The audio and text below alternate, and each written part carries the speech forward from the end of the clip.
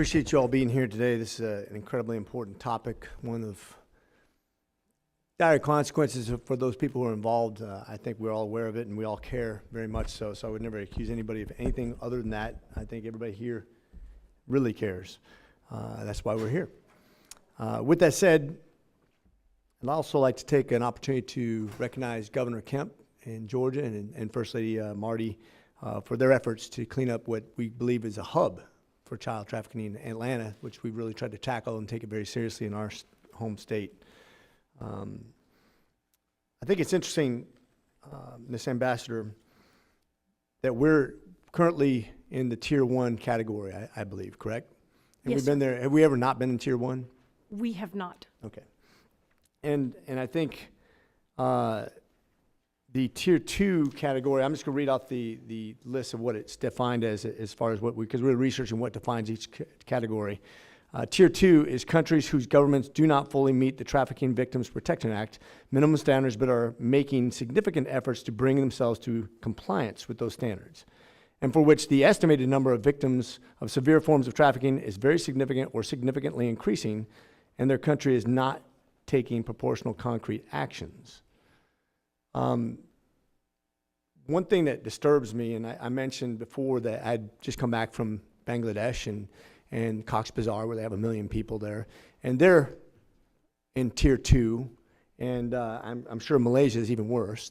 I didn't see them, Myanmar, I didn't even see them on the list, but I'm sure they're not doing well.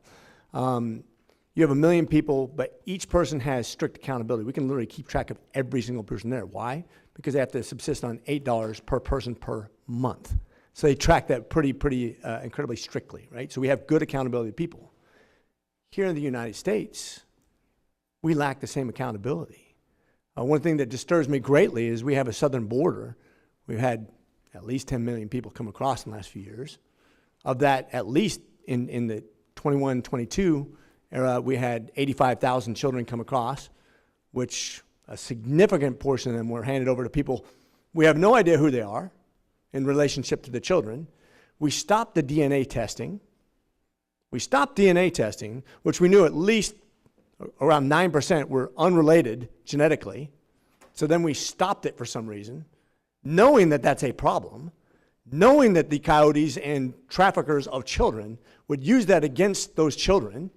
We stopped testing people genetically. Single parents coming across who could be kidnapping their children from the other parent. We don't do anything about that.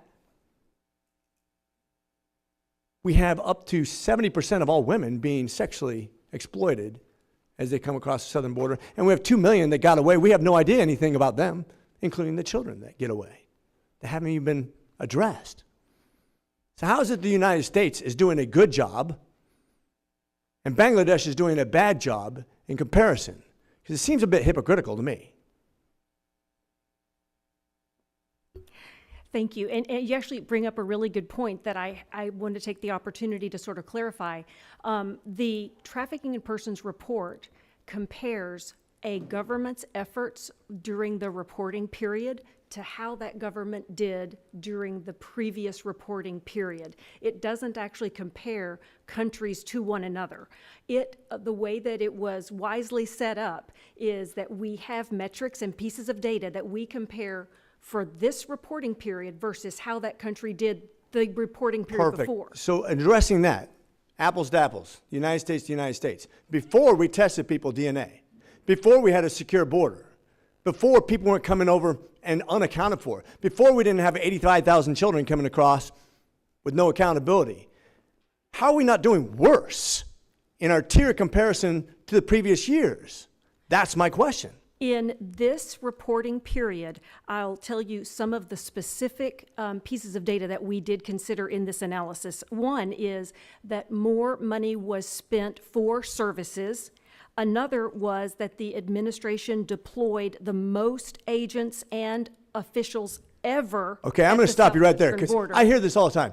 Money spent. How's that doing for schools? Money spent. How's that doing for the border? More Border Patrol agents to do what? Process people in. That's why they're not undocumented migrants. They're very well documented illegal invaders, just to make a point.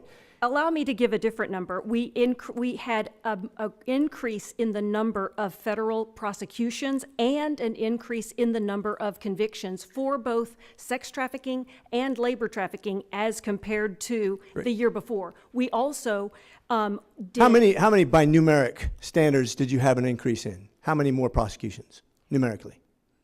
I do not have that figure in front of me, but I'm happy to follow up. Okay, with so you. I'm just going to make another point.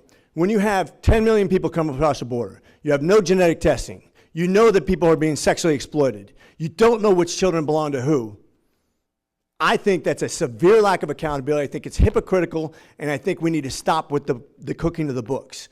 We need to have accountability. We should go back to genetic testing. We should not be encouraging people to come across the border masked by coyotes who basically exploit child trafficking, human trafficking, illegal drug trafficking. This is a catastrophe of the southern border that is absolutely, undeniably affecting children in the most negative and egregious ways. We should be ashamed of ourselves. And I don't think you're understanding my point when I'm saying we are not doing our job. As a tier 1 nation who's supposed to be leading the way, the United States, with all the technologies, all the things we stand for, not giving children the right representation when it comes to accountability and making sure they are not raped and trafficked and taken away from their families because we just don't know. And that's the truth. And that's what I want to leave you with. Because I think unless you can explain how we have better accountability than we did 4 years ago, I just don't think it's worth the conversation until we can actually get back to that point. I think that one of the things is that the president independently issued a proclamation which suspended irregular entry until the numbers of unlawful crossings had dropped. And he did this independently, and that is something that happened during this past reporting period, which was an improvement from the year before. So he suspended what? He suspended all irregular entries. So there's no, what is a regular versus an irregular entry? The border, in an effort to have a safe and humane and protected border, there is a requirement that if you want to present for seeking asylum or for some other reason, you have to utilize the CBP1 app and use it at a particular entry. And they are funneling in an effort to do really what you're saying so that you have a better idea of who is coming in so that people are not coming in without us knowing who they are. So there were efforts made. But I will also point out that this is also, we get our information about the government efforts, not just from what the government gives to us. We receive information from civil society organizations, NGOs, service providers. I've been to the border. And I've seen it, and I'm are- just going to interrupt you for a second because we're kind of out of time. I want to respect Mr. Moylan's time, but let's get real. Because you filled out an app, because you said the child belongs to me, because you're a coyote or you're whomever, and you're maybe or maybe not related to a child, doesn't give me any confidence that we've improved accountability. I think it's all talk.